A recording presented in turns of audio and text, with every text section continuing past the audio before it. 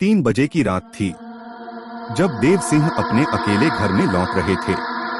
गर्मियों की रातें थीं, जब हवा भी धीमी बह रही थी। धीरे धीरे रोशनी का डिंबा बुझा दिया था। उसने अपने कमरे में चला गया और चादरों के बीच सोने के लिए तैयार हो गया। परंतु रात की शांति को तोड़ती हुई अचानक उसने कुछ अजीब सुना। वह लगभग सुनने में आया कि कोई अपने पगड़ी की धड़कन को अनदेखा कर रहा है।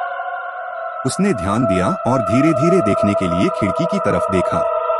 वहां कुछ भारी और अनजाने स्वरों की आवाज थी जो उसे बाहरी दुनिया का हिस्सा नहीं लगा। उसने खिड़की को धीरे से खोला और देखा कि वहां कुछ भयानक था। बाहर उसके आधे खुले द्वार पर वह एक अजनबी लड़की को देख रहा था। उसके बाल घूंघराले थे और उसकी आंखों में वह आग जैसा कुछ था। वह उसे अपनी तरफ खींच रही थी, उसके रूप को आकर्षित करती हुई।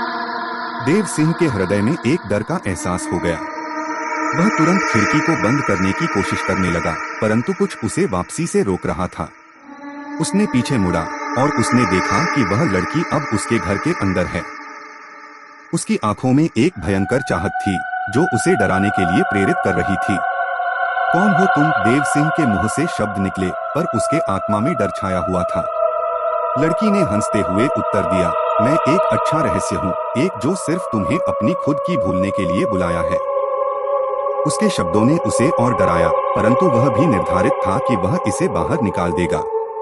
उसने धीरे से लड़की के पास जाकर कहा, तुम्हें यहाँ से जाना होगा, मैं तुम्हें यहाँ नहीं रख सकता। लड़की ने उसे एक खिलौना देखा और कहा, जरूर, लेकिन यह खेल बहुत ज्यादा मजेदार है। उसने लड़की को अपने हाथ में पकड़ा और उसे बाहर निकालने की कोशिश की, परंतु उसे लड़की के पास जाने की आधिकारिक शक्ति महसूस हुई।